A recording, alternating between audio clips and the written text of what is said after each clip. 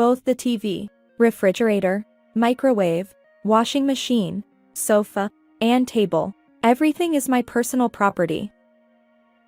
The bed we bought after getting married is shared property, right? You said, you've been saving because you're a civil servant, right, and asked me to buy it. But I purchased it with my savings from when I was single. So it's my personal item. The only things you bought with your own money are the game console and Blu-ray recorder. Well, they're nice to have, but we wouldn't be in trouble without them. As I assert this, Peyton falls silent, wearing a face that seems to say, "Grr." I am Beatrice, a 26-year-old occupational therapist working at a university hospital in the city. I live with my 2-year-older husband and his mother. We splurged on a newly built house last year, and we plan to pay off the 24-year mortgage together. My husband's name is Peyton. He works for a fairly large company. We met when I had just entered society, during my early days at the university hospital. It was at a forced group blind date that we crossed paths. I only went along to fill the members, with no particular interest in men. I didn't want to associate with people who treated group blind dates as a place to hunt for women. However, Peyton was also reluctantly dragged into it. And that's how we hit it off. Although it's a bit embarrassing to say we met at a group blind date, we've agreed to tell people it was through a friend's introduction. We dated for almost a year and eventually got married. Shortly after our marriage, my father-in-law passed away, and that's when I started living with my mother-in-law. And then, while we were still young, we decided to splurge and build a house last year. 2 years into our marriage, I thought we were leading a smooth life, but since both of us work, we divided household chores. My live-in mother-in-law hardly does any housework. Despite being just 54 years old, she enjoys a leisurely retired life. Thanks to the inheritance from my late father-in-law, she often goes out with friends. As for household tasks, I handle laundry and cooking, while Peyton takes care of cleaning and other chores. One day, as I was about to wash Peyton's shirt, I caught a faint whiff of women's perfume. And to my surprise, there was even pink lipstick on it. The first 2 times, I pretended not to notice. However, one holiday morning, it happened for the 3rd time. The same perfume scent, the same pink lipstick. Isn't it rare for someone not to suspect infidelity in such a situation? Hey, Peyton. What's this? Ha! What are you talking about? I showed him the pink lipstick stain on his fragrant shirt. Just to clarify, are you cheating? But it wasn't Peyton who answered. It was my mother-in-law. Don't say ridiculous things. You're the one who doesn't trust Peyton, aren't you? However, irrefutable evidence had emerged. Despite my mother-in-law's anger, I ignored her and asked Peyton. And then, I have feelings for another woman. Not you, someone else. He confessed to the affair so casually. Can such a careless affair really exist? He's been seeing a 22-year-old woman from his workplace for about 4 months. My mother-in-law seems to find it delightful, but I feel utterly foolish. Even though we just built this house, isn't this a bit much? I voiced my objection honestly, reflecting on my own actions. Perhaps our short courtship of less than a year was the downfall. I thought I was marrying a decent person and building a home together, but I failed to see through his character. If you want, we can break up. What? Why so high-handed? I was genuinely annoyed. Beatrice, Peyton looks elsewhere because his wife falls short. Excuse me? It's too much to defend him just because he's your son. As a wife, you should be a little more patient. Why are both my mother and my husband acting out and acting so superior? Marriage is about equality. It's absurd to expect only the wife to endure. Peyton, if you want to marry that woman, then we have no choice but to part ways. Fair enough. Beatrice, why don't you leave? I'll be living with her. Lorraine. Peyton said it without a hint of remorse, leaving me utterly exasperated. Can I ask you something? Why did Lorraine become the better choice? When I asked, Peyton responded with a smug expression. Unlike you, she doesn't nag me. You, as my wife, keep telling me to clean or take out the trash. We had already decided to divide household chores since we were both working. If you dislike doing housework so much, why didn't you say something? Besides, his energetic mother is also around. He could have asked her for help. But to run away to another woman over such trivial matters. What's wrong with this man? It seems I made a grand mistake in a crucial life decision because of him. Exactly. It's absurd to make the husband do housework. Could you please stay quiet for a moment? We both work, and our incomes are nearly the same. We have to share household tasks. What if I were to give birth? How would we manage without shared responsibilities? Your attitude is why he's finding a mistress outside. She said it with the same smug expression. This mother-in-law seems to always side with her son. Despite the situation where divorce due to Peyton's fault is inevitable, she remains assertive. Peyton, go ahead and remarry that woman. Beatrice is no good. Yeah, I'll give you 2 or 3 days. Beatrice. Please leave. Once again, he's acting superior. It irritated me, but I responded with a smile. Sure, understood. Make sure to get the divorce papers, won't you? Honestly, what am I going to do? I immediately started preparing to leave the house. Since it was Saturday, I wanted to escape by tomorrow. I'd like to go to work on Monday as if nothing happened. Or rather, I'm annoyed that I have to use my vacation days because of Peyton and his mother. I decided to discard the clothes and accessories Peyton had gifted me. I gathered only what was necessary for work and daily life. Surprisingly, I didn't need much for myself. The moving truck, which I had called in a hurry, arrived in the early afternoon, and the movers began their work promptly. Following my instructions, they carried my belongings. Peyton and my mother-in-law seemed to be out. They were probably having a meal or at the courthouse. By the time most of the items were loaded, the two of them returned, looking satisfied after their meal. Oh, Beatrice, you're still here? Sorry, but could you leave soon? Oh, don't worry. I'll disappear today. At that moment, one of the movers informed me that the loading was complete. I'll be leaving now. Take care. I got into my parked car on the premises and started the engine. From outside, I heard someone shouting strangely, "What on earth?" Then Peyton appeared, blocking my way.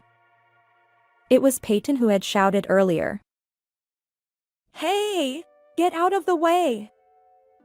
You'll get run over!" Wait. What do you mean, Beatrice? What? Did something bother you? Don't mess with me. Give me back my furniture and appliances. Furniture and appliances? You mean the ones that were loaded on the truck? Of course! Give them back. They're mine. No way! Are you trying to get compensation? Don't steal, please! They need to face reality. What do you want me to give back? Don't play dumb. There's nothing left in the house except the game console and the Blu-ray recorder. How am I supposed to play without a TV? I opened the car window and he barked at me on the driver's seat. I had no choice but to get out of the car. Was there nothing else left? Only a carpet. There's no TV or fridge.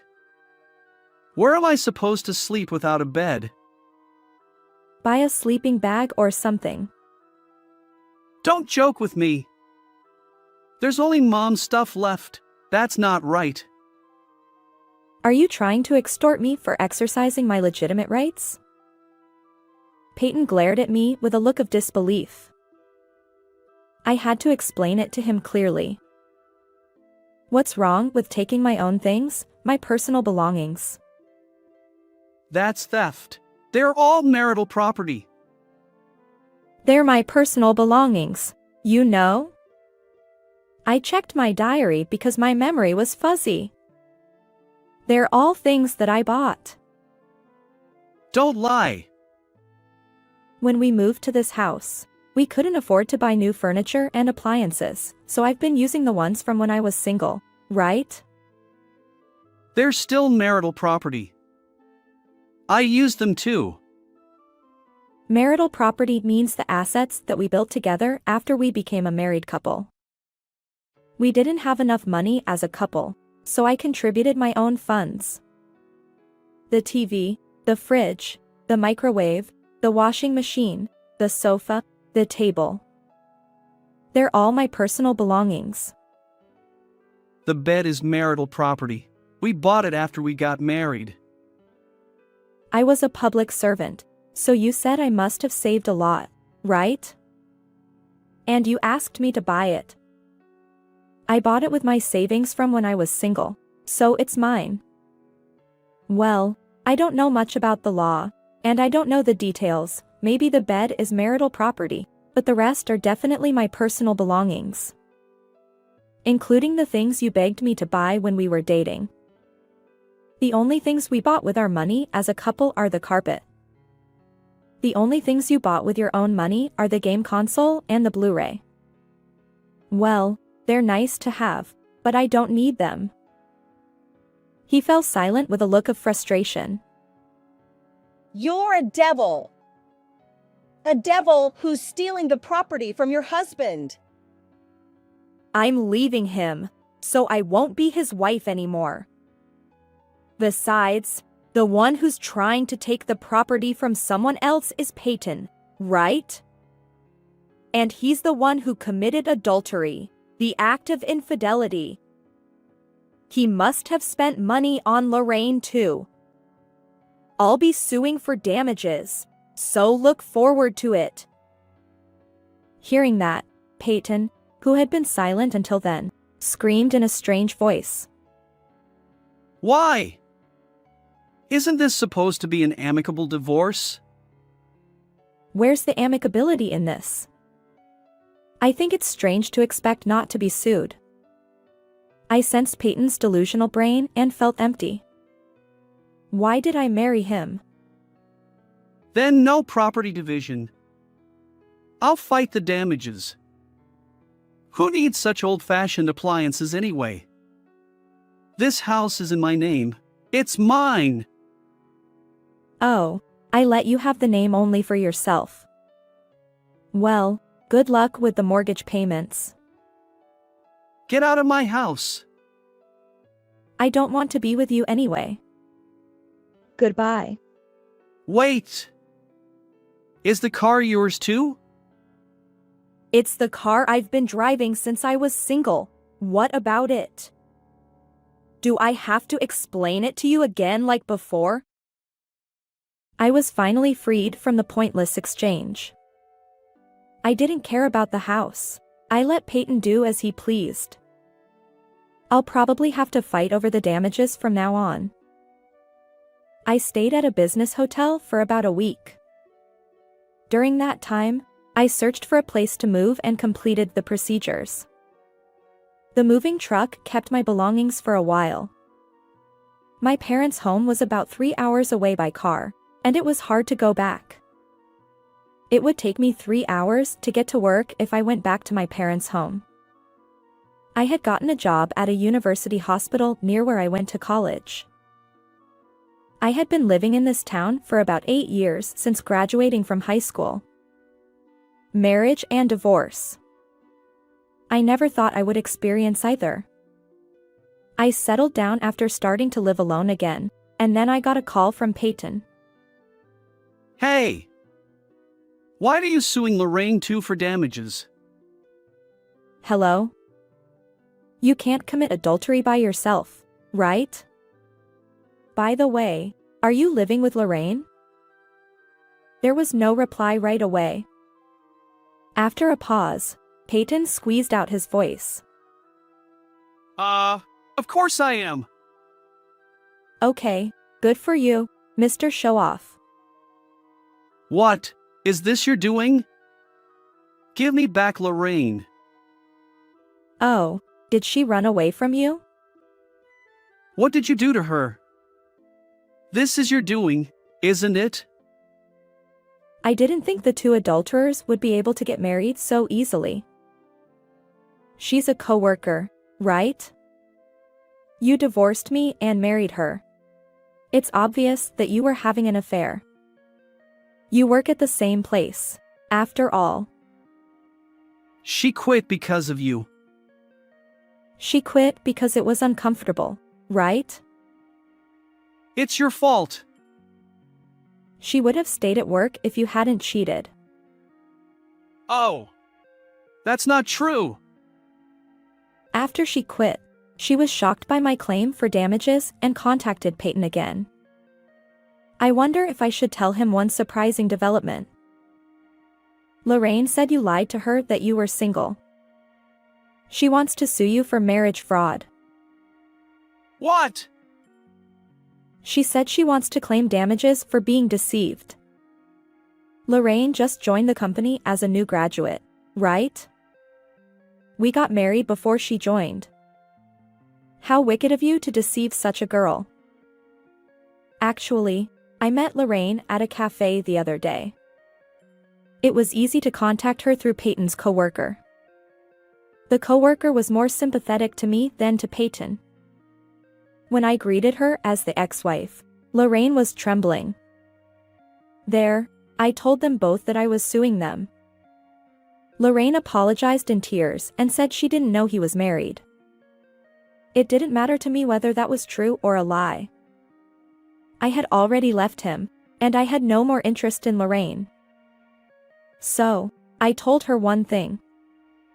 If you were dating him while he hid the fact that he was married, you were deceived too. I said that to her. Lorraine went back to her parents' home, right? Why don't you pay the damages for her instead? Don't be ridiculous. By the way, it's double damage for me and Lorraine. If you pay the amount I'm claiming from Lorraine, it's triple. Don't laugh. But it's someone else's problem. I can laugh. Peyton was ranting on the other end of the phone, but it didn't solve anything. I ended the call, saying I'll let my lawyer handle the details. Peyton paid me about $10,000 in damages. Lorraine also had to pay me about $5,000. But Lorraine received about $8,000 in damages from Peyton. She ended up with a plus, so maybe quitting was a learning experience.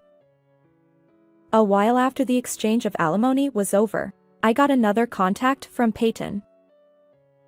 Do you still need something? Help me, please. I can't borrow any more money from anywhere. Peyton was spending a lot on alimony payments. On top of that, the monthly loan was weighing heavily on him. That's right, it was different from when we were married. I paid for all the living expenses and Peyton was in charge of the loan. If I pay for both living expenses and loan, I'll run out of money. I also had to buy new furniture and appliances. I borrowed as much as I could from consumer finance. I'm in trouble with debt. Why don't you sell the house? You can pay off the loan. There was no way the loan would remain after selling it. Even if I sell it, I won't have much left after paying off the loan. My money is negative now, so I can't rent an apartment. If I sell the house, I have nowhere to go. Still, it would be better to reduce the debt than to keep carrying a large one. Peyton had lost the ability to make such important decisions. Why don't you sell the house and reduce the debt, and get some protection from the government? Mom says she hates the shame. It's not the time to talk about shame. Anyway, just sell the house. The debt will decrease. He should have sold the house and moved to public housing as soon as we broke up. I didn't say that. If he had done that, the loan would have been repaid before the wallet went bust. Peyton had become a debt hell by clinging to that house. Please, Beatrice, lend me some money. I quit my job and ran away with money borrowed from my colleagues.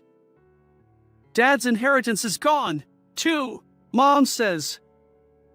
The part 1 inherited is gone, too, for living in loan.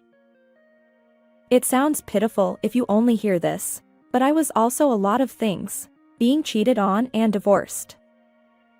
I have no reason to help Peyton, who I broke up with. There was no child between us. No one would blame me for cutting ties. Hey, we broke up because of infidelity, right? I was cheated on and kicked out, you know? Don't you have any relatives or people who can help you? Just go bankrupt and give up your vanity and get some help from the government. I can't do anything for you, and I have no reason to. Beatrice, please reconcile. The former mother-in-law seemed to have interrupted the phone call. Let's live together again. Call me Mom. You can remarry Peyton. I'll forgive you. That's worse than lending you money. Now that the divorce is over, Peyton only knows my cell phone number. They know my parents' house, of course, but they probably won't ask for help. Can you please stop contacting me? We're divorced, you know. We're strangers. Oh! What an ungrateful wife! I'm not a wife anymore, so I have no reason to talk. The former mother-in-law who ate up her husband's inheritance in a few years was pretty bad, too. I quietly hung up the phone and blocked the call.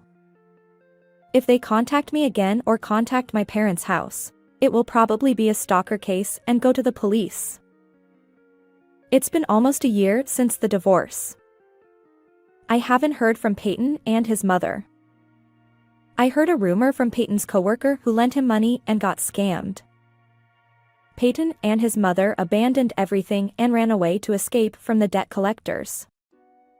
They seem to be living on the streets, changing places every day. By chance, I drove by the house where we lived during our marriage. The exterior had changed and there were strangers living there. Well, if the two of Peyton and his mother are alive, that's fine. I'm enjoying my life every day, and there's someone I'm interested in. But this time, I'll date him for a bit longer and make sure. How did you like this story? Please subscribe to the channel. See you in the next video.